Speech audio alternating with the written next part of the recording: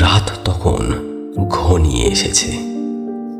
অমাবস্যার কালো ছায়া যেন ছড়িয়ে পড়েছে মাটি থেকে আকাশ পর্যন্ত।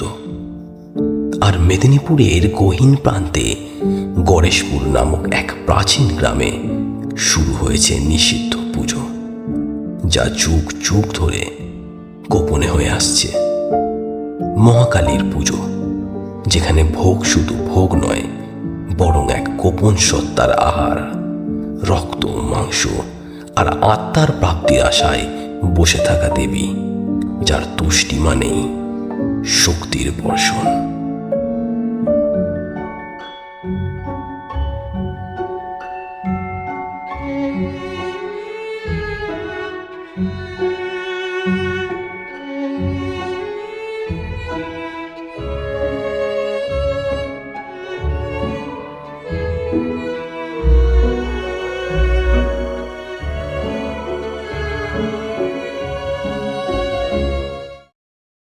ওম নমো চণ্ডালিনী স্বাহা।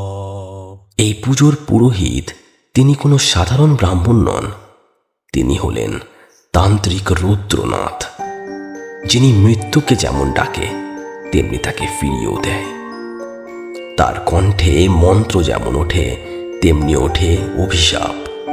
এবং আজকের রাতে তার সঙ্গে আছে এক আত্মা, নন্দী, যে একসময় মানুষ ছিল, তারপর মৃত্যু তাকে বানিয়ে দিয়েছে ভিন্ন কিছুতে। এক বেঁচে থাকা অভিশাপ, এক অদেখা অনুশোচনা।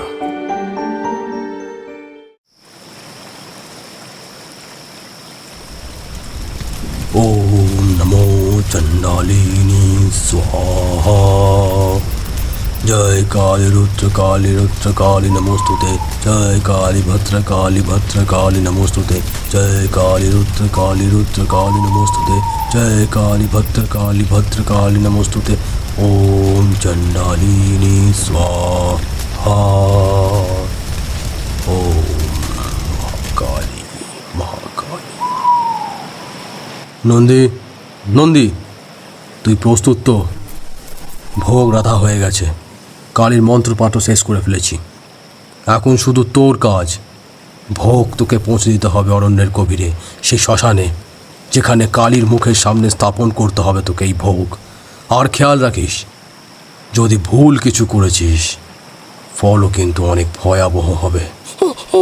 আমি জানি গুরু, আমি জানি কি করতে হবে, কিন্তু আজকের ভোগ যে কিছু ঠিক নেই।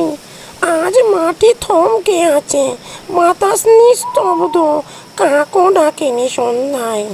আপনি কি কিছু লুকোচ্ছেন আমার কাছ থেকে? ও তেমন কিছু নয়। যা, তুই ভোগটা পৌঁছে দে, যা। রুদ্রনাথ চুপ করে থাকে। তার চোখে কি একটু দ্বিধা নাকি ধূর্ততা, নন্দী জানে না। কিন্তু সে বোঝে আজকের পূজা, আজকের ভোগ কিছু একটা আলাদা। সেই রাতে যখন নন্দী সেই ভোগ নিয়ে পৌঁছায় শ্মশানের নিঃসঙ্গ কালী মূর্তির সামনে, তখন সে দেখতে পায় ভোগের থালার পাশে রুদ্রনাথের নিজের রক্তে লেখা এক মন্ত্র, যা কোনো সাধারণ পূজার অঙ্গ হতেই পারে না।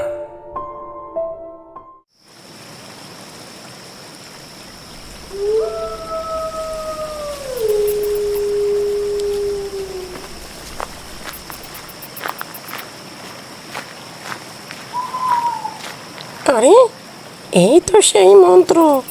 বলি ছাড়া সিদ্ধি আসে না, কিন্তু বলি তো আমি দিইনি। কার বলি হলো তাহলে আজ?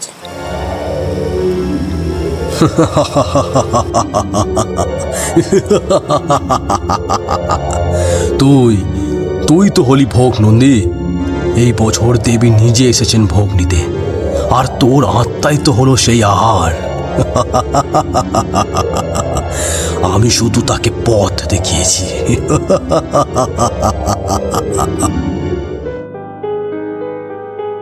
নন্দীর হৃদয় কেঁপে ওঠে, কারণ আত্মারও থাকে বেঁচে থাকার আকাঙ্ক্ষা। কিন্তু বিশ্বাসভঙ্গের বিষ এতটাই তীব্র যে সে আর রুদ্রনাথের মুখ দেখতে পারে না।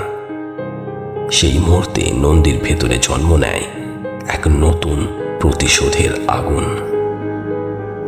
সে জানে আজ সে শেষ হবেই, কিন্তু তার আগে সে রুদ্রনাথকে বোঝাবে তান্ত্রিক বিদ্যার চেয়েও বড় শক্তি একটি বিশ্বাস, আর যখন সেটা ভাঙে তখন জন্ম নেয় ধ্বংস।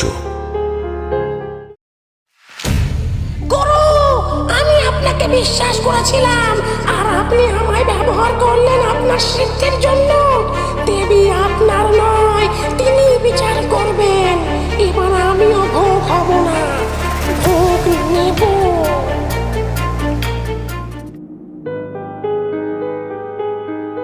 সেই রাতে ভোর হয়নি, আর রুদ্রনাথেরও আর কখনো দেখা মেলেনি। গণেশপুরের সেই শ্মশান আজও নীরব, আর কালীর ভোগের থালা প্রতি বছর ঠিকই রাখা হয়, কিন্তু কেউ জানে না ভোগ কার জন্য আর ভোগ কে নেয়।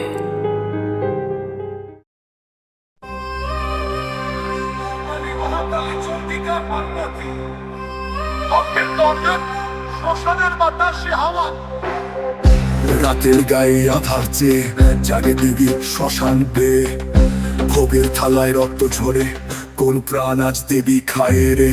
অমাবস্যার থর থর কাপন, পায়ের ছায়া নিঃশব্দ চলন, তান্ত্রিক হাসে চোখে বিভ্রম, ভক্তের দেহে জেগে ওঠে সংহরণ। ভোগ ভোগ রক্তের ভোগ, শক্তির নামে কানে করে ভস্ম।